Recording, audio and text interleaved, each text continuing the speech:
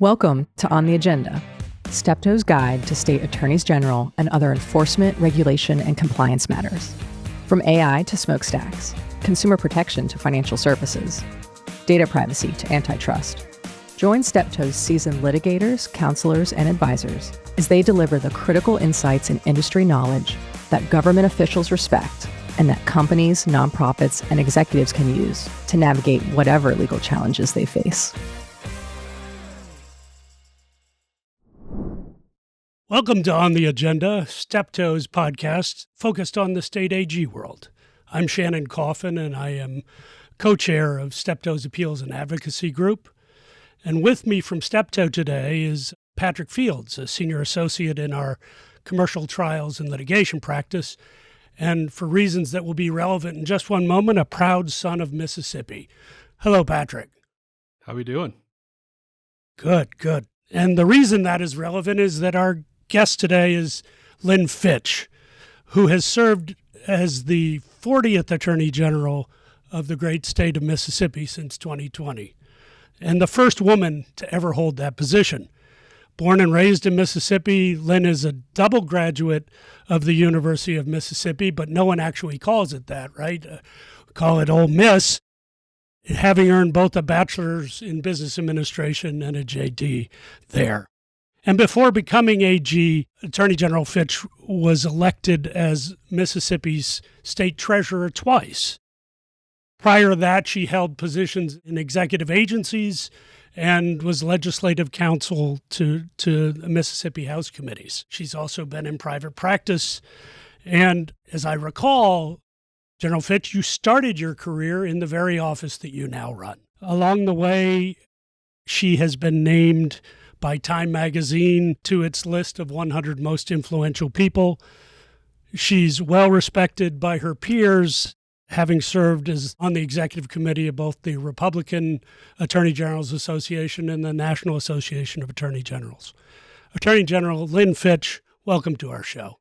Thank you. It's just an honor to be with you. Thank you for having me today. We are honored to have you. We always like to begin by letting our listeners get to know you a little bit better. You've had an extensive career in Mississippi politics and state government. As I said, you started as a young lawyer in the very office that you now run. You've been in executive agencies, you've been in the legislature. How has that background helped shape you for the job you're now doing? Well, first, thank you for that kind introduction. And it has been an honor to serve in those different capacities. And truly starting my career here was amazing. I loved every minute of that. I actually interned here and then was able to stay on and then was able to serve as a special assistant attorney general for about 5 years. So I loved the job then, understood the impact, our mission, what we were doing at that time. And so it's truly an honor to come back and serve. It's very humbling to actually now serve as the attorney general. So it made a huge difference for me. And I always believe in relationships and how significant that is to have those relationships and to have kept those from all those many years throughout those different opportunities that I've had to serve. And then to have that trust factor where you have all these different relationships and network. And it's really been valuable as I came back as the Attorney General. One of the things we like to do here is sort of compare how you got to the office. We have appointed attorneys general like our friend Stephen Cox in Alaska, who we talked to a few weeks ago. We have one attorney general in the United States who's appointed by the state Supreme Court in Tennessee, I believe. But you've been elected and now twice to this office. How does having to face the voters every 4 years affect your thinking about your job? Well, for me, that's just so important. I love to be able to have visits and opportunities to share topics about what's happening across our state. So I really enjoy being out there listening to people. I think it's really a lot about what's important to people across our state. And so whether it's for me, it's every 4 years that we run. But I really value their input, and I think that makes me help make better choices and decisions. It's how I represent the state. I mean, what are the things that are on the horizon? What are we looking for that is significant for our state to move forward and continue in such a positive mode that we're in. And so I'm always very grateful. It's always interesting to be out across during an election year. But for me, it's always the opportunity. I enjoy speaking to organizations and groups and faith-based different organizations. So it's always about garnering the information for them, what's important to our voters right now, and what do we see that we make a difference in right now. General Fitch, the office has seen extraordinary change and growth under your tenure. One thing our listeners may be surprised to learn is that you are, in fact, the first Republican Attorney General in deep red Mississippi, and I think since the late 1800s. And, since you've got there have been a slate of important changes. You appointed Mississippi's first Solicitor General, for example. It really brought a new perspective and kind of modernized that office. Can you tell us a little about the vision and the work that went into reshaping the office and what some of the changes have been? It was amazing to come back, like I said, as the Attorney General, but we needed to have a restructuring. So I did listening sessions as I came into office, bringing in different people from across the state, different facets, be it economic development, law enforcement, community engagement, all the different groups and organizations that we represent, and then again, the different areas of the law that we're engaged in. And so by having those listening sessions, again, it's like being out there and hearing what the needs are, where do the representations need to take place, what's flexible, what do we need to change. So that was very valuable for me to bring people together and then restructure the office. And it has been 150 years since we had a Republican AG in this position. So it did take a little untangling to get us restructure. And you just said something that was extremely important for us. When I ran, I said I absolutely will appoint a Solicitor General. We certainly need to do that. That's an important opportunity for our office to be engaged and to bring in a new Solicitor General. And we never had one in the state of Mississippi. We listened and we talked about also public engagement. And it was important for me, as I've told you in all these other areas, is like I need to hear from people. I need to be able to get them to understand what our office does and how we represent everyone. This is probably the most complex office in state government. So I wanted to be sure we had that touch and that opportunity to get the information out and have people across the state be engaged. And so we created a new division, as we did a number of new divisions. One of them is called PEACE, Public Education and Community Engagement. Very fitting. The team is amazing. They're out there talking about our initiatives, how we get people involved, that everyone should rise to the call of action. Everyone across our state has a role to play. So PEACE has been a very, very valuable division out there. Constituent outreach. I believe in that. I want everyone across our state, if you need to get in touch with us, it's important you have a real person to talk to. And if we can't help you, particularly in our agency, we'll help you find the right agency. So that was key for us. We've been able to do that. And we've got a number of people that work on the constituent outreach team all across the state. People appreciate having a genuine, sincere individual on the line to say, hey, here's my question, or interested in this, or had an issue. And so we're able to step in and help there. And then there's another very significant new division because, I serve not only as the chief legal officer, but also as the chief law enforcement officer. And as we have looked to do different things, I needed to have the partnerships with law enforcement all across our state. So we have a new division so we could partner on law enforcement, public safety, and it's called Strategic Law Enforcement Partnership Division. Again, have amazing people that lead and involved in that team. And again, we've got task force. We're out there talking to law enforcement, sheriffs, police officers, saying, I need you to be a part of the task force. We're stronger when we're united. If we're going to do a multi-jurisdictional operation, if we've got people already trained up and we're all ready to go, then we can make a difference as we are involved in these different areas that people want to know about and want to be engaged in. Those are some of the big areas that we certainly restructured. And I will tell you, we also just recently in the last few years added a children's justice division. We see that there's quite the need for our children who need representation and for us to take a very strong role in protecting our children. One of the things that we learned too, particularly from looking at all the areas, creating task force with our partnerships, bringing in our law enforcement partnership. And so we have human trafficking task force now. We have certainly internet crimes against children that we work with our partners on.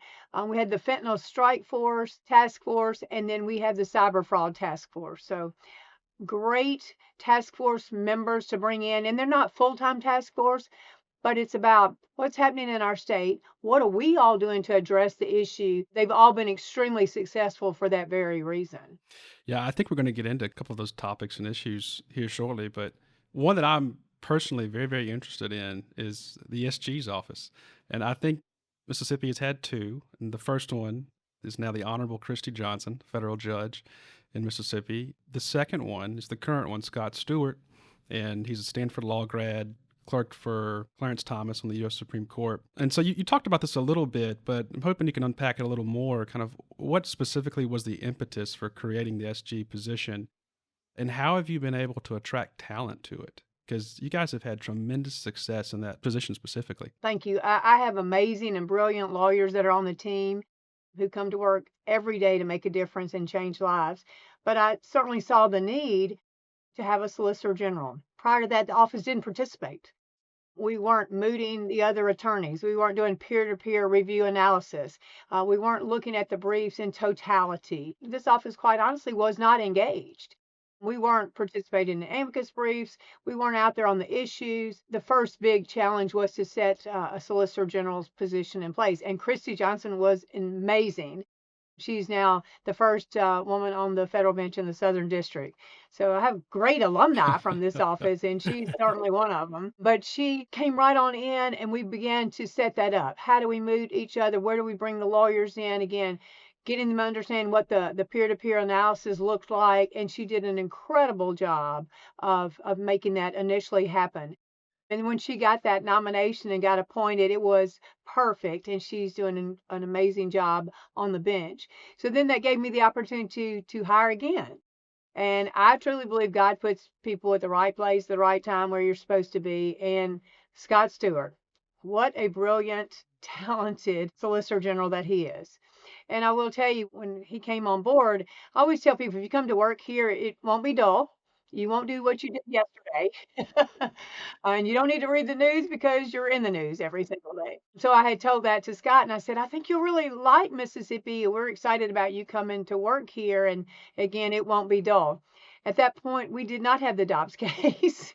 And God put Scott exactly where he's supposed to be, all the entire team together to write that brief, to make that argument, just to have the opportunity for us all to rally together. And as you all know, he was magnificent. The Dobbs case, here we are now, a few years later, and that was a God case too. I mean, it could have gone a lot of different directions, but it came here to Mississippi.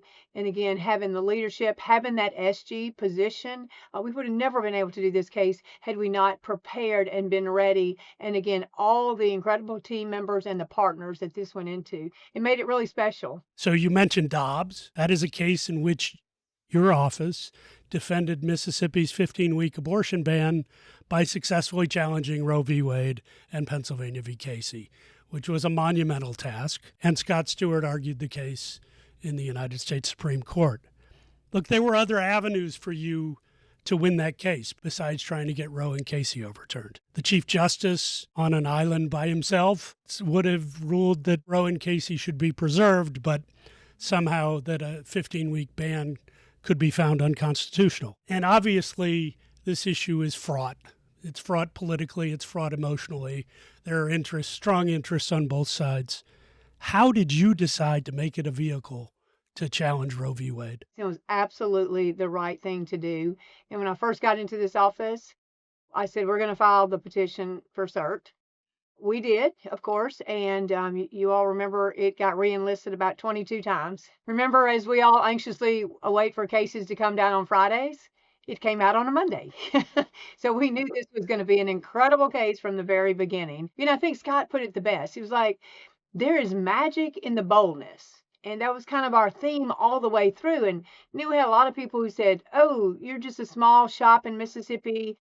All these different firms and organizations said, you can't do this case. You need to farm this out. You know, you don't have the talent. And I was like, absolutely, we have the talent. We have amazing people right here in our office who are here because they are supposed to be here. And this is the right thing to do. But you know what? We never wavered. We knew we were going to go bold and we were going to go forward and we were going to ask that hard question, overturn Roe v. Wade. It could be argued politically that the result has been to energize opponents of the Dobbs decision, to give the Democratic Party a real charge.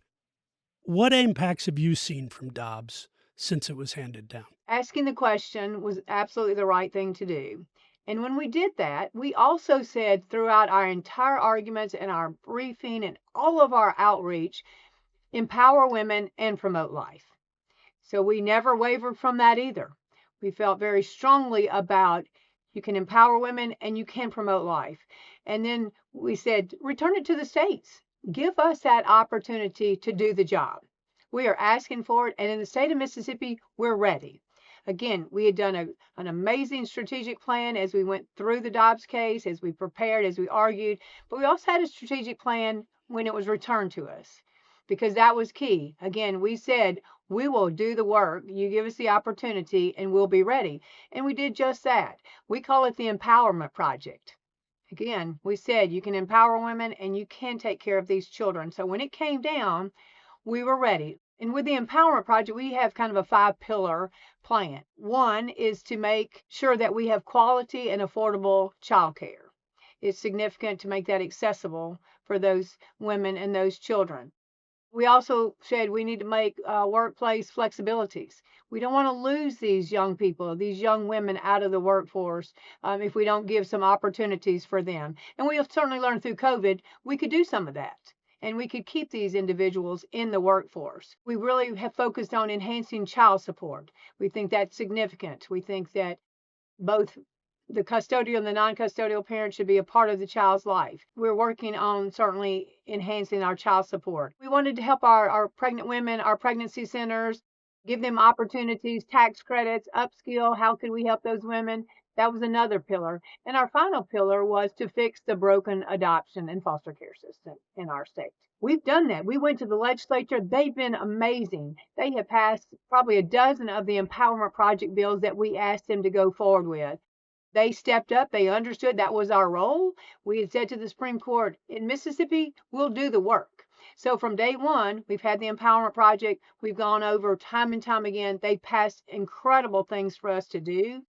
And we've been able to actually do the work and show that, whether it's safe haven baby boxes, paid maternity leave for state employees, the mama program, we have embraced it. We've partnered with CPS. We're working on our foster care system, our adoption. So we've done that and said we would absolutely be ready, and we've been prepared. You've been outspoken and forceful in pursuit of measures to combat crimes such as child exploitation, online sexual abuse, human trafficking.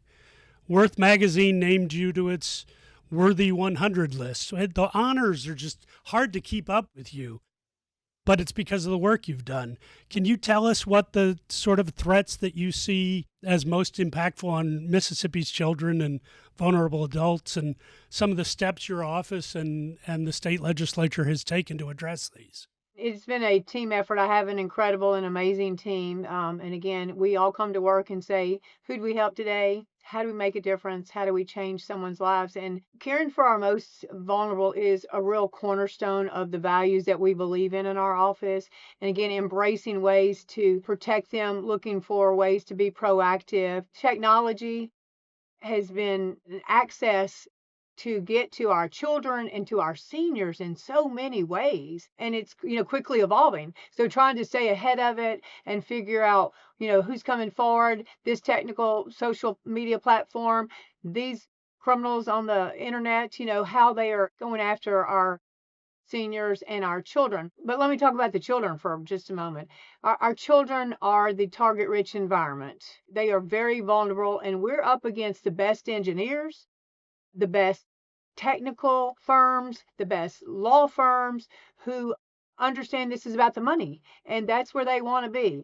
They want to drive our children to be a part of this, be engaged in the screens, and see things that no child should ever see at this point. But again, it will go always to leveraging off our children for dollars. These are fighting hard, as we should, to protect our kids. I mean, we have to watch out for people that are grooming them, the predators that are out there, the ones that are trying to engage our children in horrific activities. They're not interested in parental consent.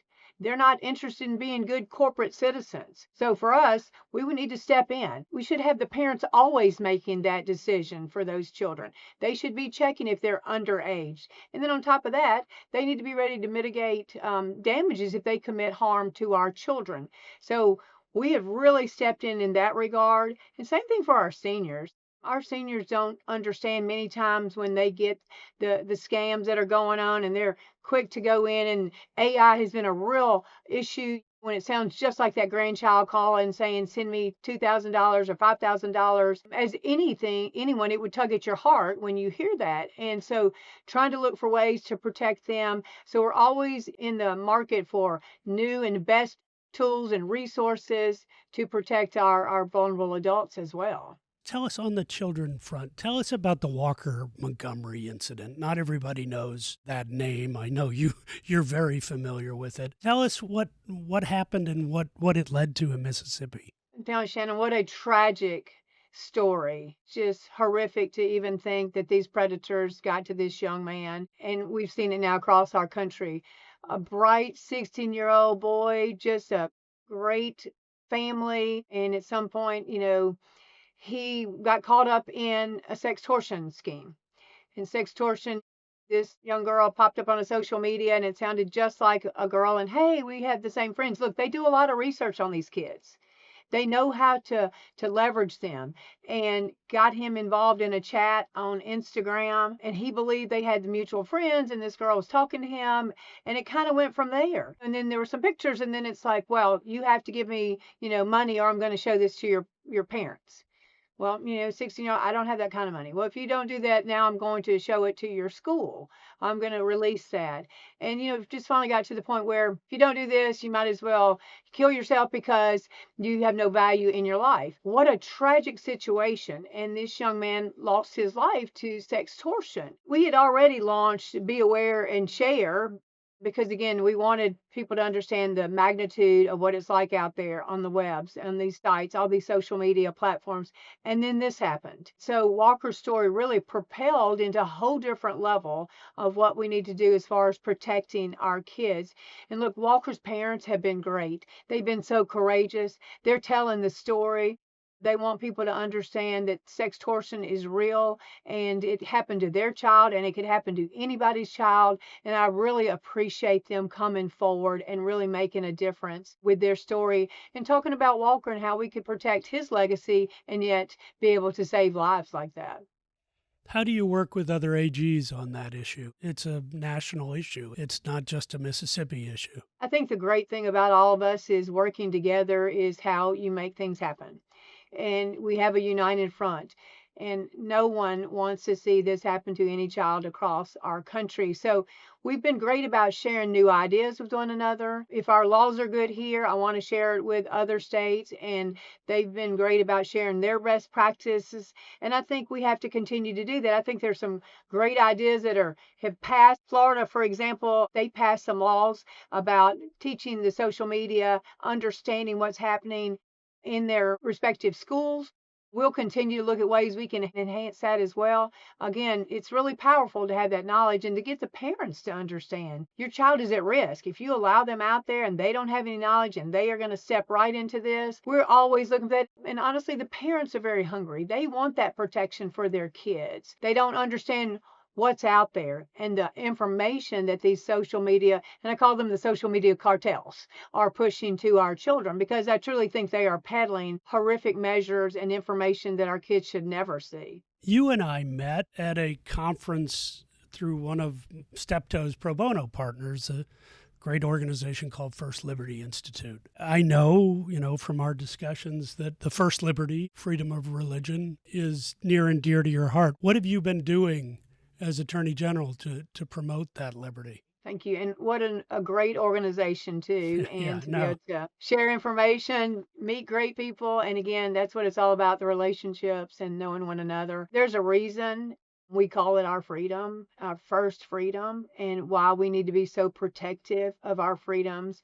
We should be able to have that freedom to choose where to worship, how to live our lives according to how our beliefs are enhanced. And that's really where all of our freedoms come from. My Republican AG colleagues and I have been, again, very good about sharing, about working together, bringing different lawsuits together, defending our religious liberty on a number of different suits, and again, working with great partners such as First Liberty and Beckett and ADF and others that really believe in that freedom and why we should have that, and every individual should have that religious freedom and liberty. We talked about the Dobbs case just a second ago, but that's not the only instance in which Mississippi's had an elevated presence kind of on the national stage. I mean, even in the past several weeks, I think S.G. Stewart has been back at SCOTUS multiple times. The Mississippi mail-in ballot case, which has been widely covered in the press, is at SCOTUS right now.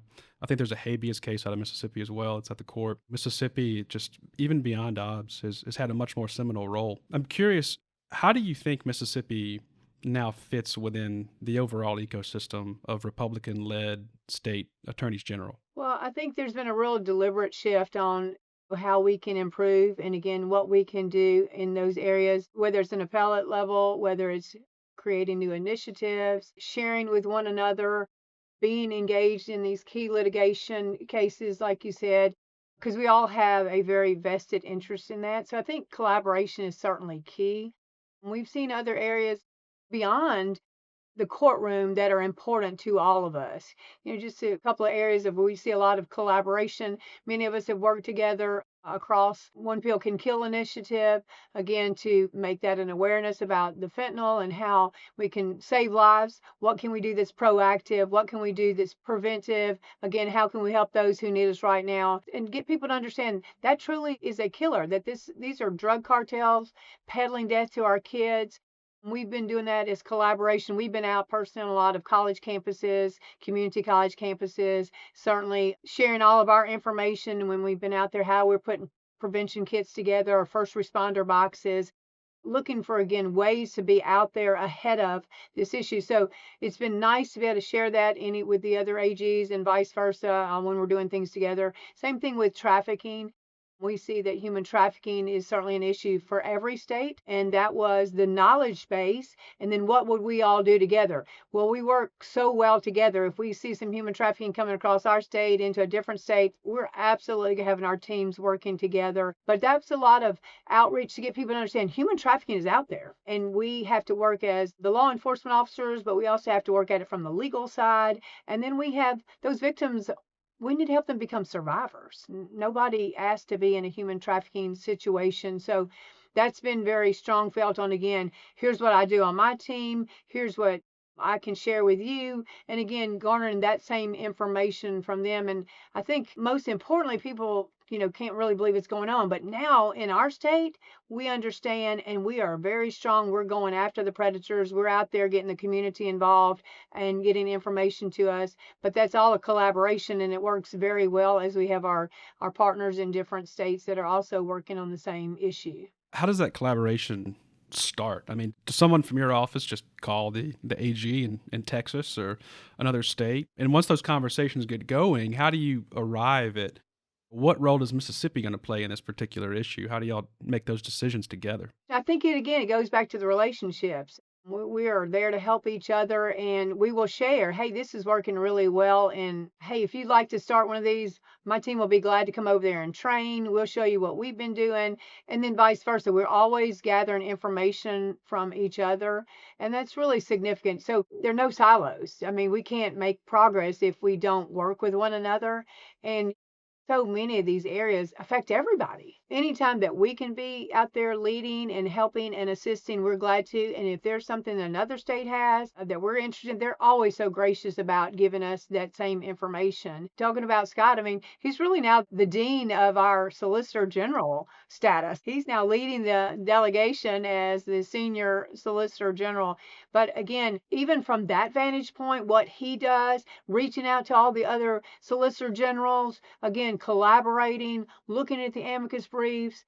We just didn't have any of that before. And it's so exciting, again, to have amazing leaders like Scott and all these other division directors that talk and interact with all their colleagues across our states. That's really interesting. This next question, I think, is probably my favorite question, just because I get to sit here and kind of praise Mississippi for a brief second. I think Mississippi's kind of having a moment right now, just across the board. People have been talking about the Mississippi miracle in education. The state's had blistering economic growth. I think we were ranked number 2 in the nation for real GDP growth just a year and a half ago. We've been talking about the national prominence your office has had. And I can't help myself. Even my dear Ole Miss Rebels were in the college football playoff top 4 last football season.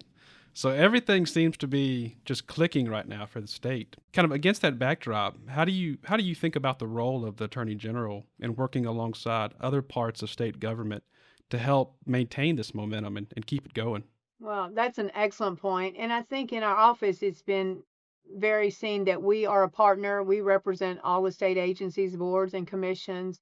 We work with all of our partners in the private side as well. Again, I think that's significant as well. And in this office, not only we're investigating and we're prosecuting, but we are there to represent, as you said, so many great things that have happened in our state, our economic development. For our office, we're very engaged in economic development. If you got great law and order, which we do in our state, then that brings in great economic development, which enhances into our education system. And goodness, after the glowing reports we've gotten here in the last couple of years, you can see all that coming together. But it's people that are working as a unified front on all areas of that to make it happen, to be able to say, look where we are after our miracle in our education. Look where we are at how many billions of dollars that are being invested in our state. Look at what we're doing to upskill our workforce. Look at us futuristic. We're very visionary in our state and having people come here. Because again, if you feel safe in your community, you're going to want to invest in that. You're going to want to invest in your education, the infrastructure, all of that comes together. And for us, we're always constantly involving our stakeholders. We always do continued listening sessions and say, hey, what do you see? Again, what do you think's happening? What do we need to do in our office? And I think that keeps everyone engaged. And it shows that I am running the largest law firm in the state, but we're out there for the people. That really sets us apart. And certainly, one important factor is how we partner, and not only with our agency, but across the state with our faith-based community. They have been engaged in every level, certainly in this office, but as we've looked at the whole Unity partnership, having our faith-based community behind us has been significant. Even beyond strictly legal questions or legal issues or things your office maybe deals in day to day, what do you think matters most if Mississippi wants to keep moving forward? We're a really hidden jewel here, right, Patrick? Mississippi's amazing. I always enjoy when I go across the state and I talk to people, and some people are new to the state and they say, oh my goodness, I wish I'd gotten here earlier. We love Mississippi. And I think that speaks to the tapestry of who we are, of our character and our integrity in our state. Yeah. And continuing to strive toward that. It really shows our core values and our principles. And I think we have to be very mindful as we strategically move forward with our state is staying true to our values and our principles and where we see all of us working together. Attorney General Fitch, our vast and growing audience for this podcast includes a lot of in-house counsel and members of the business community. And you've talked a little bit, about the child online issue and economic development in Mississippi. But what sort of business issues are really on the radar of your office? Well, when I first got into this office, as we were talking about earlier, it was a restructuring. We see the business community as our partners. And so that is very important to understand as we are moving forward in our state, is to have our business partners be engaged. One of the things I wanted to do was make sure we created those relationships. We were able to talk with one another and talk about the engagement in our state prior to just going in and I think, oh, you're doing something wrong, I'm going to sue you. I wanted to sit down with the business leaders in the different organizations and say, what can we do that works? How can we strategically change the dynamics? And we are a very business friendly office, as we should be. And so I wanted them to understand that is our role moving forward. And that has proved to be very valuable as we work with our business partners and our community leaders about engaging and, again, looking at what do we need in our community? What do those businesses bring forward that would be enhancing for all of us? That's been really important for me to understand that we see our businesses as true partners. And we look at that before we're going to jump into any lawsuit. We're going to have the conversation first and see if there's an answer and drive toward a solution. So a company is on your radar.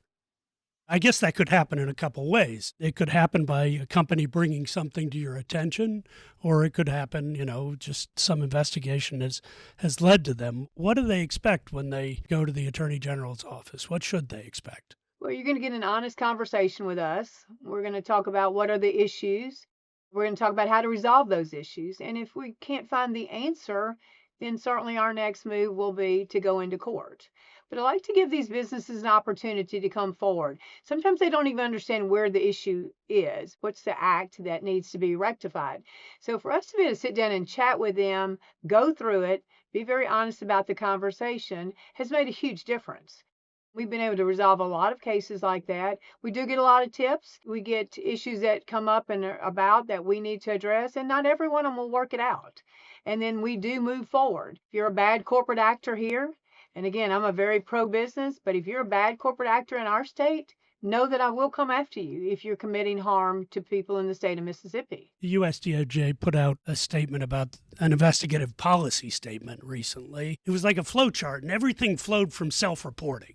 If you come to us first, you're going to get treated differently if we find you. Do you do things to encourage that sort of self-reporting in Mississippi? Well, we've just said to all of our business leaders, and if there's an issue, they now understand what our process is. We do want to talk about it. We know that might not always be the answer, but they are very respectful of this office now and willing to sit down and have that conversation. Many times we do get it resolved.